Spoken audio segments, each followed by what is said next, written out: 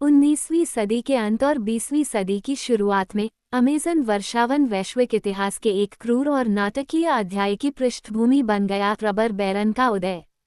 इस दौरान दुनिया रबर के लिए भूखी थी, जो पश्चिम के उभरते उद्योगों के लिए एक महत्वपूर्ण सामग्री थी। जैसे जैसे साइकिल, कार और मशीनरी के लिए टायर आवश्यक होते गए, वैसे वैसे अमेज़न के रबर के पेड़ों से निकाले जाने वाले प्राकृतिक लेटेक्स भी जरूरी होते गए। इस बढ़ती मांग ने उद्यमियों के एक शक्तिशाली वर्ग को जन्म दिया, जिन्हें रबर बैरन के रूप में जाना जाता है, जिन्होंने वर्षावन के संसाधनों का दोहन किया और लाभ के नाम पर इसकी स्वदेशी आबादी को गुलाम बनाया। ये कहानी रबर बैरन की नाटकीय और काली कहानी में गहराई से उतरती है, उनके उत्थान और पतन का पता लगाती है, क्योंकि उन्होंने अमेज़न को धन, विनाश और मानवीय पीड़ा के परिदृश्य में बदल दिया। तेजी के बीज। रबर के दिग्गजों की कहानी इस एहसास से शुरू हुई कि अमेज़न में भारी मात्रा में रबर का पेड़ हेविया ब्रासिलियंसिस पाया जाता है। ये पेड़ प्राकृतिक लेटेक्स पैदा करता है जिसे रबर में बदला जा सकता है, एक ऐसी सामग्री जिसकी तेजी से औद्योगिक होती दुनिया में अनंत संभावनाएं हैं। सदियों से स्वदेशी लोगों को इस पेड़ के गुणों के बारे में पता था, लेकिन 19वीं सदी तक यूरोपीय और अमेरिकी उद्यमियों को इसकी संपत्ति की क्षमता का एहसास नहीं हुआ था। रबर बूम के शुरुआती दिनों में निष्कर्षण प्रक्रिया सरल लेकिन श्रम गहन थी। टैपर्स रबर के पेड़ों की छाल में कट लगाते थे, लेटेक्स को छोटे कप में इकट्ठा करते थे। फिर इस तरल को संसाधित करके रबर बनाया जाता था, जिसे दुनिया भर में भेजा जाता था। शुरुआती मांग साइकिल के टायरों से आई थी, लेकिन ऑटोमोबाइल और अन्य मशीनरी के उदय के साथ रबर की जरूरत आसमान छू गई। निवेशक इस नए और अत्यधिक लाभदायक उद्योग में अपना दावा पेश करने के लिए उत्सुक होकर अमेज़न की ओर उमड़ पड़े। जैसे जैसे रबर की मांग बढ़ी, वैसे वैसे इसके उत्पादन को नियंत्रित करने वालों की किस्मत भी चमकी।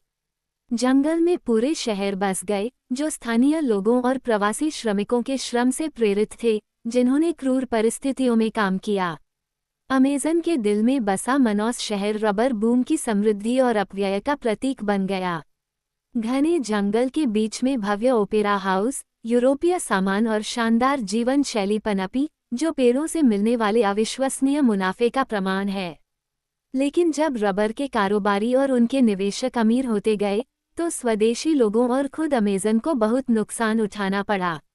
रबर उद्योग उन लोगों की पीठ पर फलता फूलता रहा, जिन्हें अक्सर आतंक और हिंसा के शासन के तहत भयावह परिस्थितियों में काम करने के लिए मजबूर किया जाता था। रबर के दिग्गजों का उदय। 1880 के दशक में रबर की मांग बहुत ज्यादा थी। जैसे जैसे पश्चिमी उद्योगों का विस्तार हुआ, वैसे वैसे रबर पर उनकी निर्भरता भी बढ़ती गई और अमेज़न धन का अंतहीन स्रोत लगने लगा। इस उछाल के सबसे आगे कुछ लोग थे जिन्हें रबर बैरन के रूप में जाना जाता था, धनी जमींदार और व्यवसायी जिन्होंने वर्षावन के प्राकृतिक संसाधनों और वहां के लोगों के श्रम का दोहन करके विशाल संपत्ति बनाई। इनमें से सबसे कुख्यात बैरन जूलियो सीजर अराना थे, जो पेरू के एक उद्यमी थे, जिन्होंने अमेज़न के रबर उत्पादन के बड़े हिस्से को नियंत्रित करके एक साम्राज्य खड़ा किया था। अराना के तरीके क्रूर थे। उन्होंने स्वदेशी समुदायों को गुलाम बनाया, उन्हें हिंसा और मौत की धमकी देकर रबर निकालने के लिए मजबूर किया। जो लोग विरोध करते थे, उन्हें अक्सर यातना और फांसी सहित क्रूर दंड दिया जाता था। अराना का आतंक का शासन रबर व्यापार के इतिहास में सबसे कुख्यात अध्यायों में से एक बन गया। अराना अकेले नहीं थे, अमेज़न के पार अन्य रबर बैरन भी इसी तरह की क्रूरता से काम करते थे। न केवल श्रम शक्ति को बल्कि उन विशाल क्षेत्रों को भी नियंत्रित करते थे जहां रबर के पेड़ उगते थे। उन्होंने अपनी इच्छा को लागू करने के लिए निजी सेनाएं स्थापित की और कई जंगल में अपने निजी साम्राज्यों के वास्तविक शासक बन गए। ये बैरन अक्सर वैभव में रहते थे, यूरोप से आयातित विलासिता का आनंद लेते थे, जबकि अपनी किस्मत बनाने वाले श्रमिक घोर गरीबी में रहते थे। शोषण केवल स्वदेशी लोगों तक ही सीमित नहीं था। दक्षिण अमेरिका और यहाँ तक कि यूरोप के अन्य हिस्सों से आए प्रवासियों को रबर उद्योग में काम का वादा करके लुभाया गया, लेकिन वे खुद को ऋण, बंधन और जबरन मजदूरी की व्यवस्था में फंसा पाते हैं।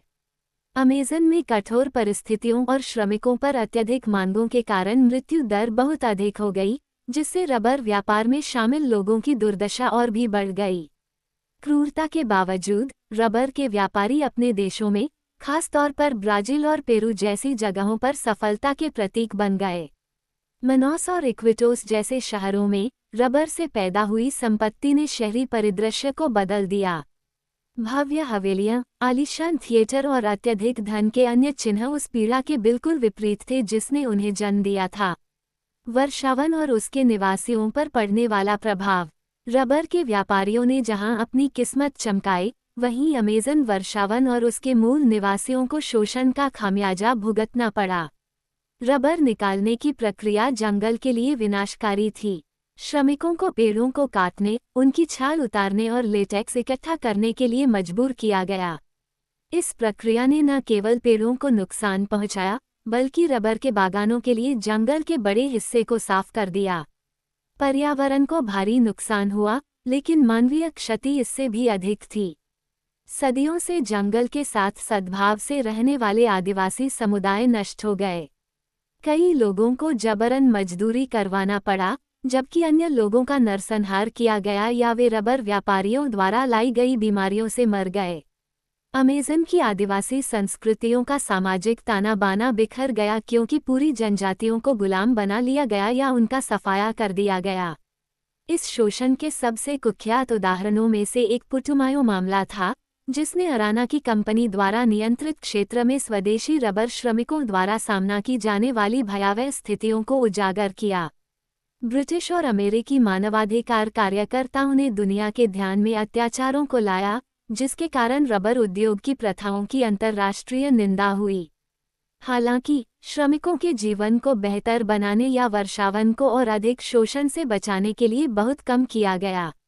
रबर बूम ने अमेज़न के वनों की कटाई में भी योगदान दिया, क्योंकि रबर के बागानों के लिए जंगलों को साफ किया गया।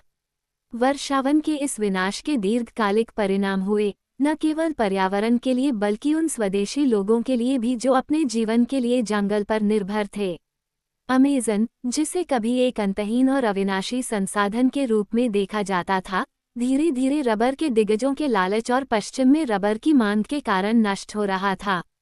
रबर बैरन का पतन। रबर के दिग्गजों का राज हमेशा के लिए नहीं चला। 20वीं सदी की शुरुआत में उनके प्रभुत्व के लिए एक नया खतरा एक अप्रत्याशित स्रोत से उभरा। ब्रिटिश वैज्ञानिक और उद्यमी। 1876 में हेनरी विकम नामक एक अंग्रेज ने अमेज़न से हजारों रबर के पेड़ों के बीजों की तस्करी की और उन्हें दक्षिण पूर्व एशिया में ब्रिटिश उपनिवेशों में ले गया, जहां उन्हें लगाया गया और उनकी खेती की गई। मलेशिया और सीलोन, आधुनिक श्रीलंका जैसी जगहों पर ये बागान अमेज़न के जंगली रबर उद्योग की तुलना में कहीं ज्यादा कुशल और उत्पादक साबित हुए।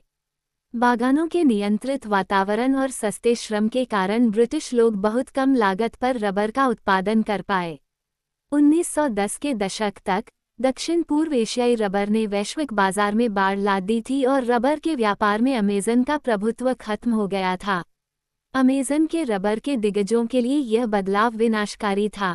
उन्होंने जो दौलत जमा की थी, वह जल्दी ही खत्म हो गई क्योंकि अमेज़न के रबर की मांग में भारी गिरावट आई। रबर पर पनपने वाले शहर, जैसे मानोस और इक्विटोस, खत्म होने लगे। रबर के दिग्गजों की संपत्ति का प्रतीक रहे भव्य भवन और थिएटर एक बीते युग के अवशेष बन गए, क्योंकि जंगल ने धीरे धीरे उन शहरों को वापस अपने कब्जे में ले लिया जो कभी दुनिया के रबर व्यापार के केंद्र में थे। रबर के दिग्गजों का पतन न केवल आर्थिक पतन था, बल्कि सांस्कृतिक पतन भी था। रबर के क्षेत्र में उछाल के साथ ही अमेज़न में आधुनिकीकरण और वैश्वीकरण का एक संक्षिप्त दौर आया, क्योंकि दुनिया भर से सामान और लोग इस क्षेत्र में आए। रबर व्यापार के पतन के साथ यह आमद अचानक समाप्त हो गई और अमेज़न अपने अलगाव में लौट आया। निष्कर्ष: रबर बैरन की विरासत। रबर के दिग्गजों की कहानी लालच, शोषण और पर्यावरण विनाश की कहानी है। ये कहानी है कि कैसे एक उत्पाद रबर की मांग ने अमेज़न वर्षावन और उसके लोगों को बदल दिया। रबर के दिग्गजों ने गुलाम बनाए गए स्वदेशी लोगों और नष्ट किए गए जंगलों की पीठ पर साम्राज्य खड़ा किया, लेकिन जितनी जल्दी वे उभरे, उतनी ही जल्दी उनकी किस्मत भी खत्म हो गई। आज भी अमेज़न में रबर बूम की विरासत देखी जा सकती है। मनोस और इक्विटोस के शहर, हालांकि अब वैश्विक वाणिज्य के केंद्र नहीं रहे, लेकिन आज भी रबर के अपने पुराने दौर के निशानों को बरकरार रखे हुए हैं। भव्य इमारतें और ढहती हुई हवेलियां उस धन और शोषण की याद दिलाती हैं जो कभी इस क्षेत्र की पहचान हुआ करती थी। लेकिन शायद सबसे स्थायी विरासत अमेज़न को पहुंचाया गया नुकसान है। रबर उद्योग द्वारा किए गए वनों की कटाई और विनाश ने वर्षावन के शोषण के लिए एक मिसाल कायम की जो आज भी जारी है। रबर के दिग्गजों की कहानी एक चेतावनी के रूप में काम करती है, जो हमें अनियंत्रित लालच के खतरों और मानव उद्योग और प्राकृतिक दुनिया के बीच नाजुक संतुलन की याद दिलाती है।